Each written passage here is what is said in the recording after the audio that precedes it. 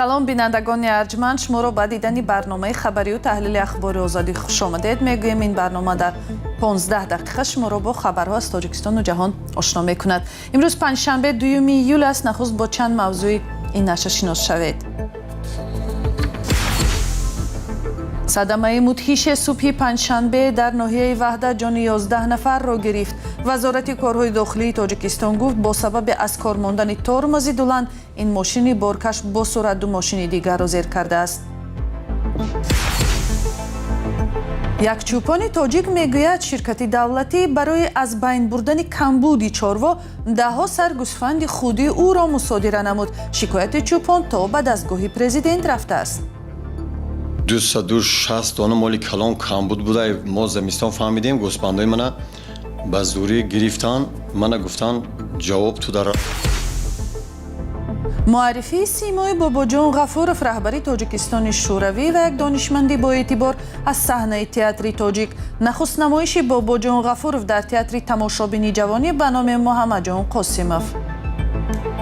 با همین گونه نمایشنامه‌ها که از لحاظ سیاسی و غایوی مفکوروی میتونن نیازهای ما را برآورده سازند توانیم که مبارزه کنیم. мақомот ба таҳқиқи садамаи маргбор дар шаҳри ваҳдат оғоз карданд. дар ин тасодуфи роҳ ки субҳи имрӯз 2 июл рух дод 11 нафар ҷон бохтанд. вазорати корҳои дохилӣ гуфт тормози мошини борбари дулан аз кор монда бо сурат ду мошини дигарро зер кард. ҳамкорам Муъмин Аҳмадӣ ин ҳодисаро пайгирӣ кардааст ва пеш аз барнома аз ӯ пурсидам ки дар бораи қурбониёни ҳодиса чӣ маълум шудааст. хиромон вазорати корҳои дохилии Тоҷикистон то кунун ба ҷуз шахсияти ду ронанда Фирдавс Абдуллоев ва Оқил Паҳлавонов ки дар ин ҳодиса ҷон бохтанд ному насаби қурбониёни дигари садамаро ошкор накардааст. ба иттилои ниҳод Фирдавс Абдуллоев ронандаи мошини борбари дулан ва сокини ноҳияи Ёвон аст. Оқил Паҳлавонов ронандаи мошини Тойота Прадо ва аз ноҳияи Рошқала будааст. вазорати корҳои дохилӣ гуфт ҳодиса замоне иттифоқ афтодааст ки тормоз ё фишанги исти мошини боркаши дулан аз кор монда ба мошини Тойота Прадо ва мошини Опел Зефира ронандааш Сафаралӣ Кулобиев аз ноҳияи Восеъ бархӯрдааст. вазорат гуфтааст шахсияти 9 мусофири ду мошин ки ба ҳалокат расиданд дақиқ карда мешавад. ин роҳе ки садама шудааст аз боло аз самти роҳи Кулоб Душанбе як нишебии тӯлонӣ дорад. зоҳиран дулан аз ин нишебӣ поин мешудааст ва ду мошине ки ба онҳо бархӯрдааст аз самти Душанбе ба самти Кулоб сафар доштанд. агар ёд дошта бошед дақиқан ҳодисаи монанд ба ин дар соли 2023 дар шаҳри Кулоб рух дода буд ки дар он 10 нафар ҷон бохта ва 11 тани дигар ҷароҳат бардошта буданд. он замон низ тормози дулан пас аз поин шудан аз нишебии тӯлонӣ аз кор монда ба чанд мошин бархӯрда ва сабаби ин фоҷиа шуда буд. аз ҳамкорам Муъмин инчунин пурсидам ки бо вуҷуди ҳушдорҳои ба такрор чаро чунин ҳодисаҳо кам намешаванд? бале хиромон, ман бо чанд коршинос суҳбат кардам. онҳо гуфтанд ки аз кор мондани тормозҳои мошинҳои боркаш ба чанд омил вобаста аст. ин мошинҳо аксаран аз ташхисҳои техникӣ дер мегузаранд ё аслан намегузаранд. омили дигар ки борҳо дар гузоришҳои мо низ садо доданд аз меъёр бештар бор гирифтани ин мошинҳо аст. масалан як мошини боркаш агар аз рӯи меъёр 20 тонна бор кашад онҳо 4-5 тоннаи дигар изофа бор мекунанд ки ин на танҳо мошинро аз кор мебарорад балки роҳҳоро низ хароб месозад. ронандагони бо таҷриба мегӯянд дар нишобиҳои тӯлонии Тоҷикистон барои пешгирӣ аз садамаҳо чораандешӣ нашудааст. масалан бояд канори роҳ ҷое бошад ки агар тормоз аз кор монд ронанда вориди ин минтақа шавад ки онҷо бо усули хос сурати мошин поин меравад. аз тарафи дигар ронандагони чунин нишебиҳоро бояд бо эҳтиёт ва бо ист ҳаракат кунанд ки тормозҳо аз кор набароянд.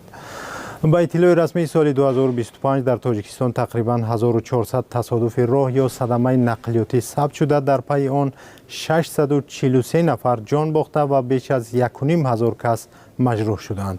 суръати баланд ва беэътиноӣ ба қоидаву қонуни ҳаракатро сабаби тасодуфи нақлиётӣ ва маргу мири зиёд дар роҳҳои Тоҷикистон медонанд.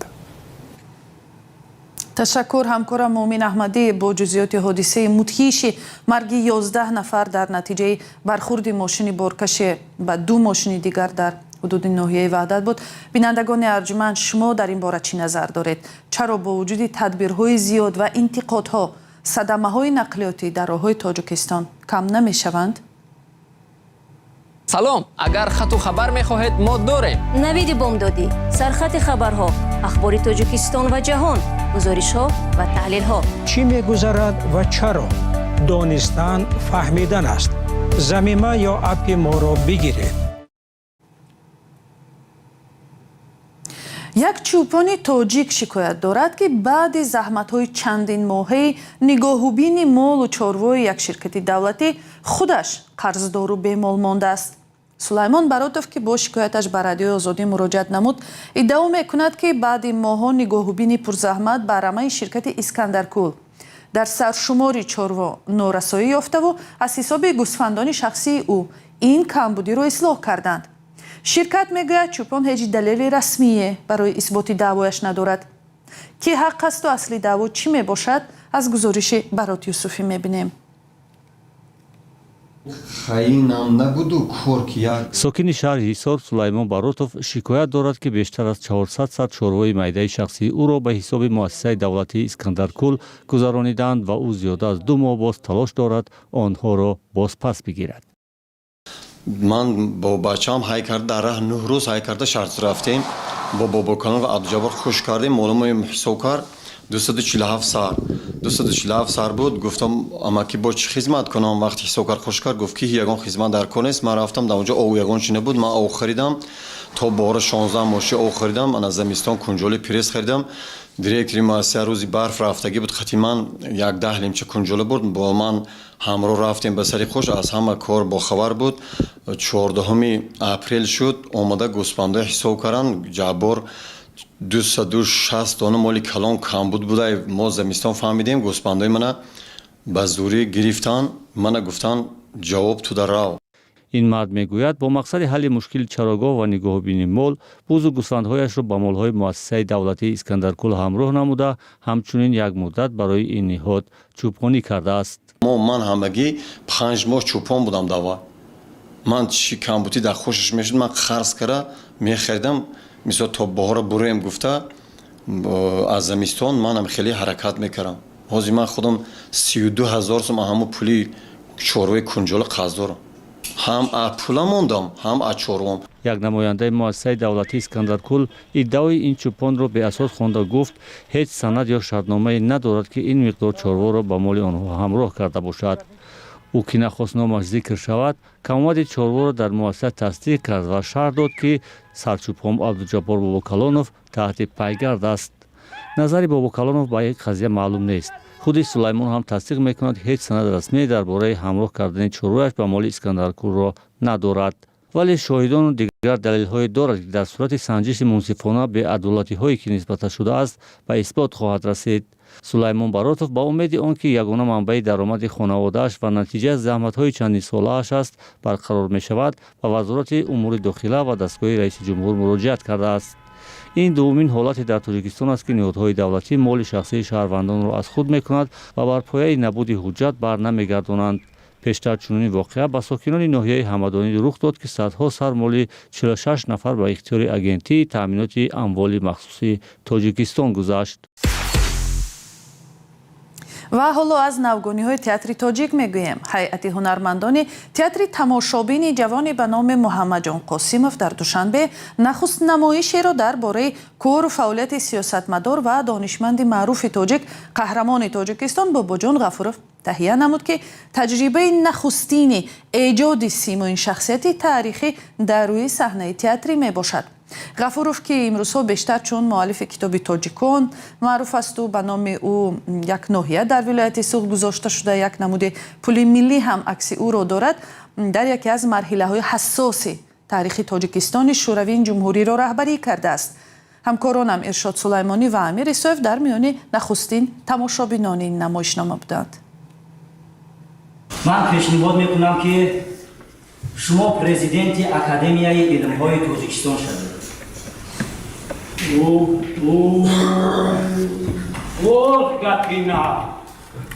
شخصیت اکادمیک باباجان غفورov مؤلف کتاب تاجیکان با وجود شهرت بالا در علم و سیاست تاجیکستان بار نخست به صحنه تئاتر آمد. این نمایشنامه را تئاتر تماشابینی جوانی به نام محمد جان قاسیموف روی صحنه آورد.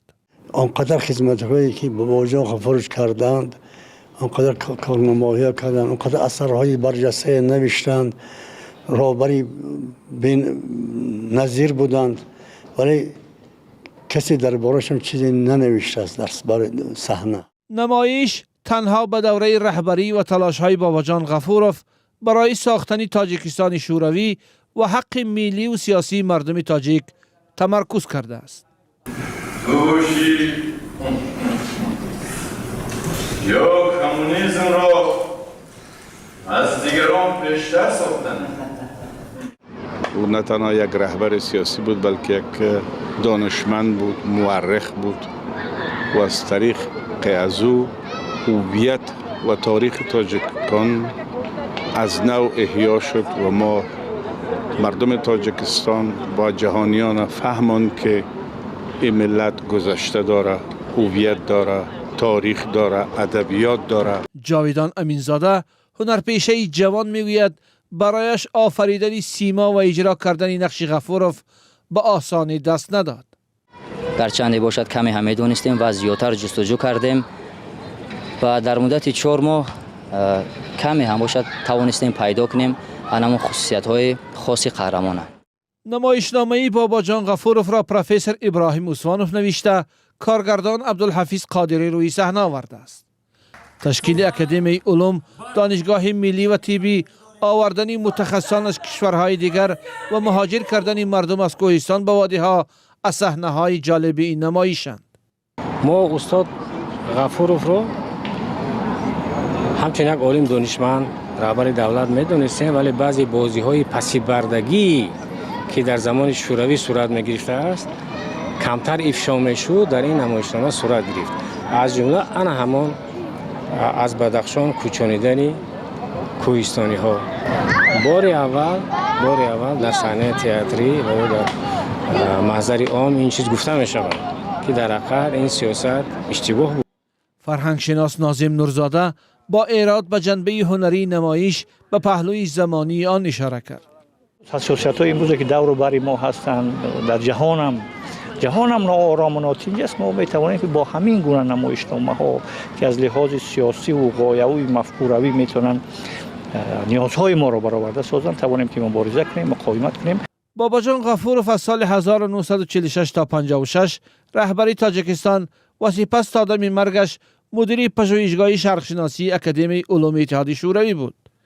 در دوران استقلال با او برای خدمت‌هایش عنوان قهرمان تاجیکستان دادند و سال 2020 1,600,000 نسخه کتاب تاجیکان او را نشر کرده و به هر خانواده تاجیکستان یک نسخه رایگان تقسیم کردند.